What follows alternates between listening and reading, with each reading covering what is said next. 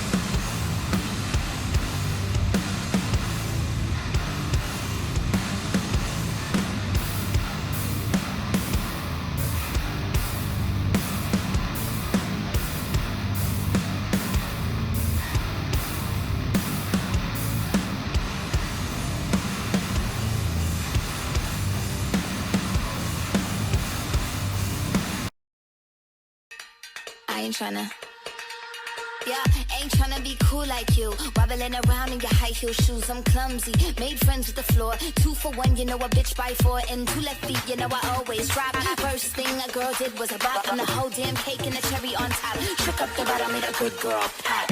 You ain't even here to party. Ken in the club tryna pipe a Barbie. I don't wanna go with the flow back then until I touch my toes. I don't wanna roll the boat. Wrist full of rocks and I hope I float.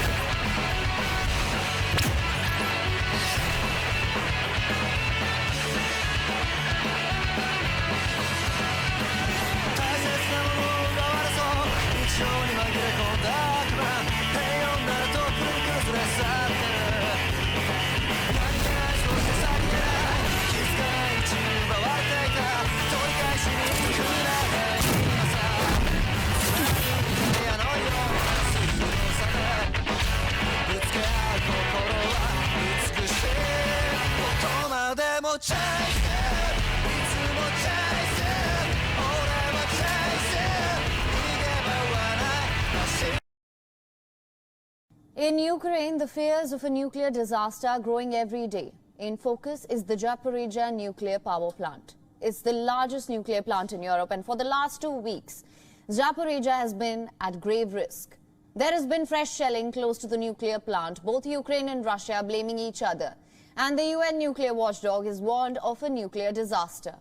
Ukrainian President Zelensky says it will be a catastrophe that will impact the whole of Europe.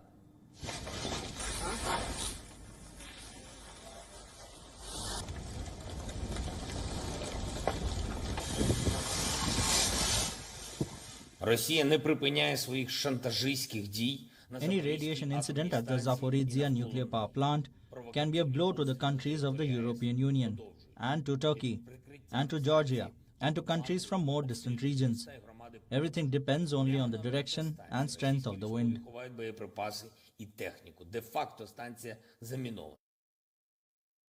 Now, the Zaporizhzhia nuclear power plant is home to 6 reactors. As of 22nd of July, just 2 of its reactors were operating. Zaporizhzhia provides over a fifth of the total electricity generated in Ukraine. The plant has been on Russia's radar since the beginning of the invasion. In early March, Russian troops seized control of the plant. Special Russian military units guard the facility. However, Ukrainian staff continue to operate it. So clearly, there's a lot of tension. The UN nuclear watchdog says the staff is operating under stressful conditions. So if there is a nuclear accident, no one knows who will deal with it. Will it be the Russian advisors or the Ukrainian staff? There is no clarity. In March, the Zaporizhzhia nuclear power plant was struck, but there was no radiation leak. The reactors too were intact. However, both Russia and Ukraine blamed each other for the strike. Since July, however, the plant remains near the front line. It has been hit by shells multiple times in recent weeks.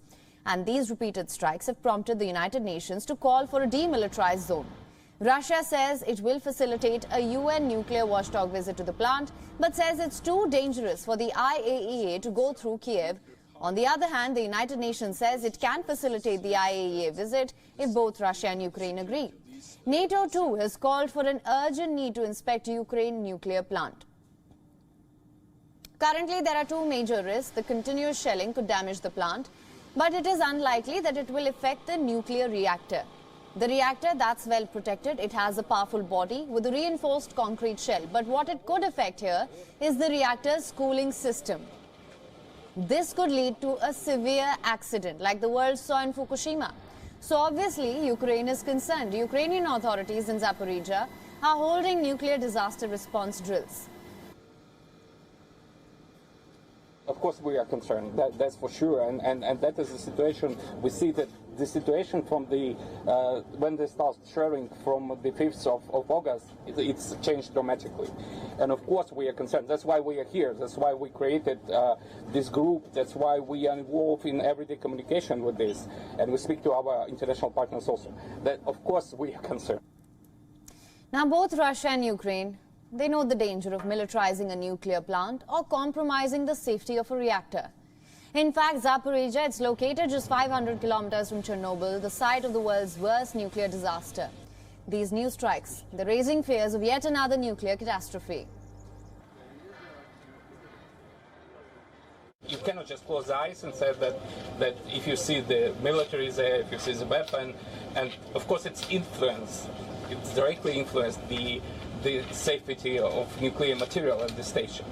And that's what we want to see. And of course we understand that from the other.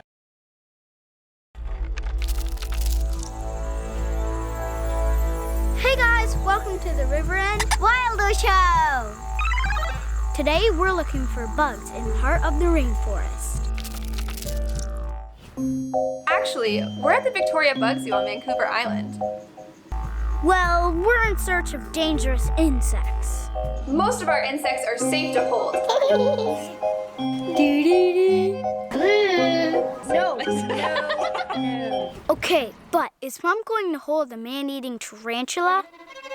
She is venomous, but she doesn't eat people. And River, you're going to hold her.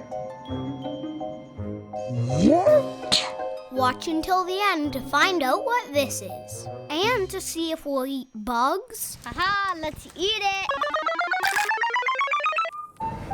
Oh, good morning! Good morning, everybody! You awake back there? Yeah. How's your breakfast burrito, Archer? Oh, it's so good, I put him to sleep. What if they put a worm on your nose? Or worse, in your belly button? Ah! Are you gonna lie down and let fire ants crawl all over you? Oh, so tasty. Nope. Hey, River, are you gonna... friends सबसे पहले यहाँ पे आप लोग proof देख सकते हैं, ठीक है? ये